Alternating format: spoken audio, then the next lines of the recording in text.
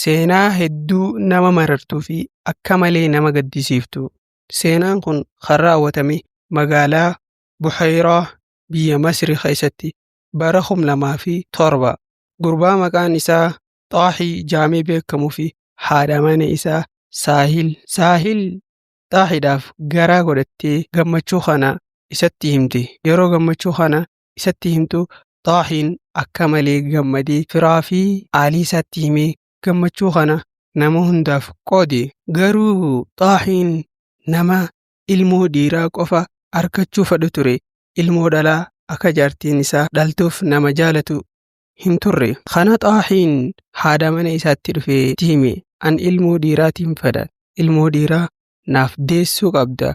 Ilmoo dhiiraa yoo naaf hin dhalle waan sirra gahaa an ittiin gaafatamu jee hime. Haati warraa Xaaxii hedduu takka ajaa'ibde. Deebisaa kana fakkaatus isaaf kennite. Yaa abbaa mana kiyyaa dhiiraas tahee dhalaas kan namaaf kennu Rabbiidha. Kanaafuu murtoo Rabbii fudhachuu qabna. Dhiiraas nu kennee dhalaas alhamdulillah jennee taqabbaluu qabna malee haala kana jechuu hin qabnu jetteen. Xaaxiin akka malee deebisaa isiirraa aaree lolee an ittiin gaafatamu jaartummaan kee asirratti naaf gaha jeen. Ergasii Xaaxiin yeroo baay'ee jecha kana haadha mana isaatti dhufee hima. Isiinis deebisaa waan Rabbi nuuf kennetti gammaduu qabnaa jettee deebistiif. Innilleen akka malee deebisaa isii kana jibbee aara.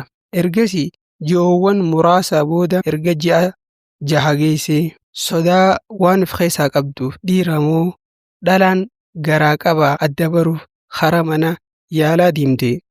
Yeroo mana yaalaa deemtee koompitara haatuu ilmoon isii dhalaa akka taa'ee ibsaniif hedduu takka rifatte. Maaliif waan ta'eef haala jaarsasii waan beektuuf ilmoo dhalaa argachuu waan jibba qabuuf hedduu takka rifatte. Waan gootus ni wallaalti. Osoo abbaa mana sitti hin himin dhoksite. Erga ji'oowwan muraasa fixanii yeroo isiin deessu gahan mana yaalaa geessanii yeroo isiin nagaan Rabbi adda hiike booda haakimtichi gabbahee Xaaxiidhaan baga gammadde haati mana keetii furamtee jirti. Intala dhalaatis argattee jirta je'ee gammachuu kana Xaaxiif hime. Garuu Xaaxiin akka malee dallane. Dallansuu san garuu hin ibsanne of keessatti dhoyse. Maaliif yoo jettee firoowwan isiitii fi firoottan isaa hedduutu bakka san jira ture. Kanama gammadee fakkaateetuma of keessatti dhoyse.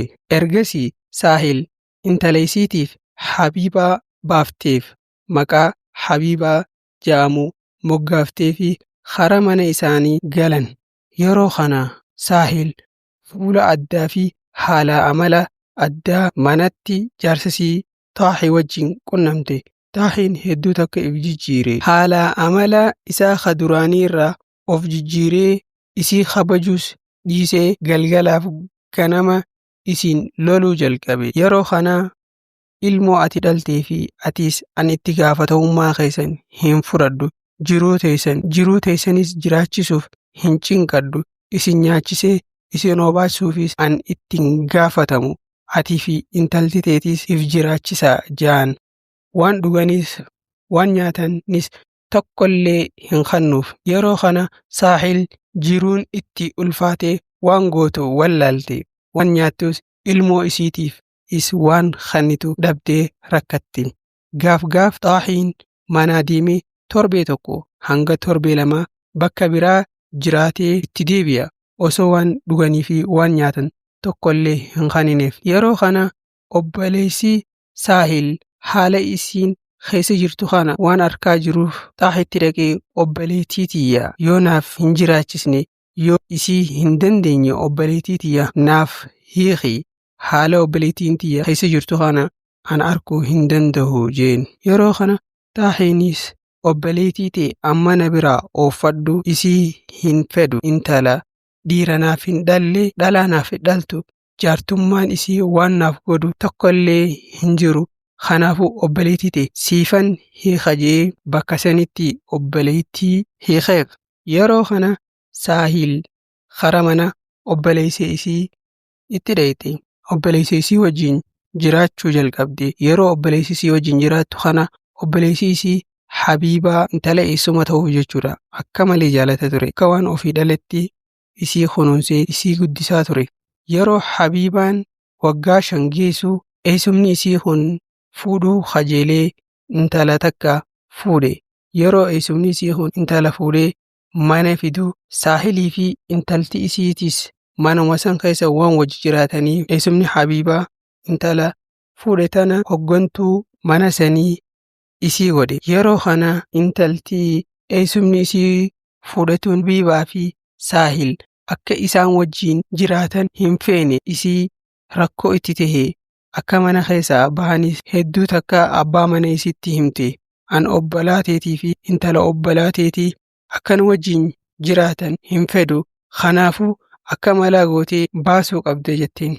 Yeroo kana inni immoo obboleettii isaa yookaan jaartii isaa filachuu itti ulfaate. Waan godhu waan wallaale. Ergasii jaartiin isaa malakta qodhoyte obboleettii ta'e gurbaa tokko jira kan intala harmallaafadhu bultii irraa baate. Innis nama amma dura bultii irraa bahee waan ta'eef saniifuu yoo isatti heerumsiisne hoo obboleettii ta'e jette. Yeroo kana innis tole yaada bareedaadha jeen. Yeroo kana Saahil heerumsiisuuf gurbaa biraatiif kennuuf murteessan. Yeroo gurbichi Saahil laallachuu dhufee Saahil isaaf taate booda garuu ilmoo qabaachuu isii bare. Ergasii ilmoo ani hin dhalle guddisuu hin danda'u. Kanaafuu sharxiin ani Saahil itti fuudhu yoo ilmoo tana firaa dhiiftee isii qofti na wajjin jiraatte jeen. Ergasii Saahilis waan gootu waan wallaalteef hiree isiif dhufte tanas ofirraa dabarsu waan hin fedhiniif intalasii Habiibaa amma guddattee jirti. Waggaa 5 geessee jirti. Abbaan isiitiis haala duraanirra jijjiiramuu danda'a jettee waan yaaddeef karaa abbaa isii geessuudhaaf murteessite. Ergasii obbolaa isii wajjin mari'attee intala tantoo Habiibaa abbaa isiitiifan deebisa. Ani immoo jiruu tiyya bultii tiyyaan itti fufadha jetteen. Tole achirratti walii galan. Ergasii Habiibaa fuudhanii abbaa isiitti geessan. Yeroo abbaa isiitti geessan yeroo halaalaa arku intalaa fi haadha halaala loleeni narraa deebi'aa mana kankoo keessaa bahaa an isin hin fedhu jeenii lole. Yeroo kana Saahil intala ati dhalte yoo ati hin guddisne yoo ati dirqamasii hin baanne eenyu kan siif bahatu jetteen. Ergasii mana murtii dhaqeetiin himannaa sirratti bana yoo kanati intala tantee hin fudhanne jetteen.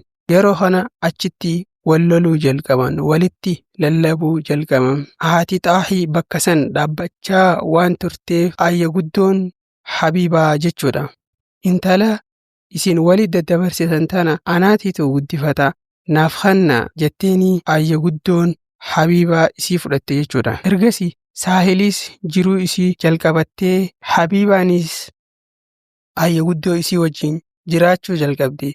Yeroo kana Habiibaan abbaa malee fi haadha malee guddachaa jiruu eegaltee jirti jechuudha. Osoo haadhaa fi abbaan isii lubbuun jiranii akka nama haadhaa fi abbaa hin qabnetti ayya guddoo isii wajjin jiraachaa jirti. Yeroo waggaa 4 ayya guddoo isii wajjin jiraattee ayya guddoon isii lubbuudhaan addunyaarraa deemte. Umriin Habiibaa waggaa 9 ta'ee jira. Yeroo kophaa taatee ayya guddoon isii irraa du'e nama wajji jiraattu waan hin qabneef gara haadha isii barbaada itti fufte. Haadha isii yeroo barbaaddu iddoo haadha isii irraa argattu waan dhaabdeef eessuma isii bira deettee harmee tantoon barbaade isii wajjin jiraachuun fedha jetteen.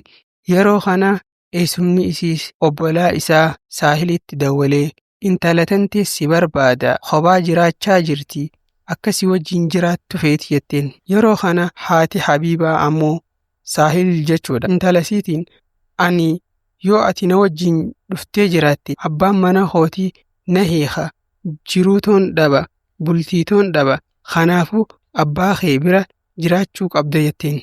Ergasii eessumni Habiibaa waan godhu waan wallaaleef intala eessuma ta'uu fuudhee karaa Xaahii geesse.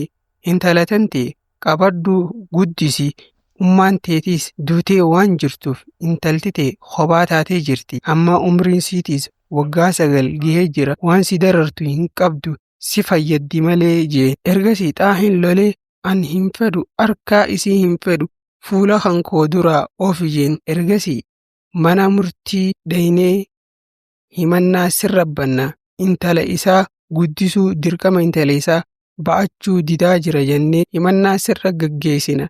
Kanaafuu osoo himannaa sirratti hin gaggeessine ammuma fudhadhu hayyamaan tolaan fudhadhu jeen. Ergasii xaahiin jaartii qaba tan dhiirota 4 isaaf dhaltee jirtu. Isiin iddoo san dhaabbachaa jirti waan haasawaa kana dhagaa jirtu rakkoo hin qabu intala tantee anaas siif guddisa fuudhi jetteen. Xaahiinis jaartii isaa dhagahee Habiibaa fudhate. Erga Habiibaa fudhate Habiibaanis gammadde. Yeroo Habiibaa karaa manaa geessu ijoollee dhiiraa tan daddaa isiitti dhiyaatan 4 dhiirota agarte. Hedduu takka gammadde. Obbolaawwan nan qaba kaniin yeroo wajji dabartu nan qaba jettee gammadde. Garuu ayyadaan Habiibaa ilmaan isiitiin akkana jette. Daleedduu haarayaan nu fidee jira. Daleedduu haarayaan nu fidee jira. Maqaan isiitis Habiibaa jaama. Kanaafuu simadhaa jetteen. Abbaan Habiibaatis achuma dhaabbate. Yeroo intala isaatiin jaartiin isaa akkana jette. Habiibaanis hedduu takka rifatte. Waan gootu wallaalte. Cinqii fi dararaa hedduu irra gaggeessaa turte. Ayyadaan tun hojii manaa hunda isii hojjechiisti. Nyaataas haftee hambaa ilmaan isiirraa hafe kannitiif. Habiibaan jiruu cinqii keessa jiraachaa turte. Erga ayyo guddoon isii duute. Mana san keessa hojjettuun waa hunda hojjettu isiidha. Waan hunda uffataas nyaataas waan hunda isii hojjechiisaa turte. Uffataas irraan jijjiirtu. Uffata tokkoon hanga waggaa 2 adeemaa turte. Yeroo haala Habiibaa kana ollaawwan namoonni naannoo san arkan xaahiidhaan intala tantee kamitti akkanatti itti garaa jabaatte akkana isii goota jedhaniin. Yeroo kana yeroo namni baay'een isaan akkana jee isii fuudhee mana namu keessa hin jiraanne geessee hulaa itti cufee torbaanirraa guyyaa 2 dhufee nyaataaf dhugaatii kannee fi hulaa itti cufee deema. Osoo haala saniin isii jiraachaa jirtu gaaf tokko ayyaanni iidaa gahe. Torbaanirraa guyyaa 2 guyyaa 3 dhufa ture. Garuu yeroo kana torbaan guutuu osoo guyyaa tokko hin dhufin walitti aansee hafe. Yeroo kana Habiibaan mana keessatti rakkattee mana keessatti laaffatte. Yeroo kana fooddaa firraa bantee warra ollaattiin iyyadhee akka waan hin nyaadhu naaf kannan godha jettee yeroo fooddaa bantu fooddaa gubbaan yeroo utaaltu manarraa kuftee caccabdee akka malee miidhamte. Ergasii ollaan arkanii mana hakimaa geessan. Yeroo mana hakimaa geessan ilmoon tun eenyu akka taate qoratan. Ergasii ilmoon tan xaahii tahuu baran. Boolistoonni yaamanii isa hidhan. Ilmoo akkamitti akkana gootaa torbee tokkoof waa nyaattee waa dhugdee hin jirtu Habiibaan jechuudha. Uffanni isiitis uffata waggaa 2 ofirraa hin qayyarin ofirraa qabdi. Qaama waggaa tokko hin dhiqatiniin jirti. Ergasii xaahiidhaan ilmoon tun garuu teetumaa jedhanii gaafatan. Eetiyya garuu na jalaa badde isii barbaacharraan jira quba hin qabu haalaa taasii kana hunda jee sobe jechuudha. Ergasii boolistoonni ofirraa gallakkisan xaahii. Erga xaahiin mana hidhaarraa bee takkaa of duuba deebi'ee mana yaalaa Habiibaan keessatti yaalamaa jirtu guyyaa tokkollee deemee hin laalle. Erga Habiibaan mana yaalaa keessatti hanga ji'a 3 yaalamte booda lubbuun isii achi keessatti bahe. Erga Habiibaan duutee namoonni haalata Habiibaa kana quba qaban rakkoon isii irra ga'e hunda quba qaban deemanii boolisatti himan. Sababa du'a isii kana akka abbaan isiitii fi haati isii sababa ta'aniif. Ergasii xaahii fi haadha mana isaa tan duraanii haadha Habiibaa jechuudha mana hidhaa waggaa 2 itti murteessan. Kanaafuu kabajamtootaa fi hordoftoota keenya rakkoon ilmoo xiqqoo Habiibaa sanirra geessee ni malaani haadha abbaan isii waggaa 2 qofa hidhaan itti murtaa'u moosanii oliitu isaaniin mala jettanii yaaddan. Yaada keessan komentii irratti nuuf ibsa. Haadhaa fi abbaan akkanatti garaa nama jabaatanis addunyaa kanarra numa jiranii jettanii ni yaaddanii.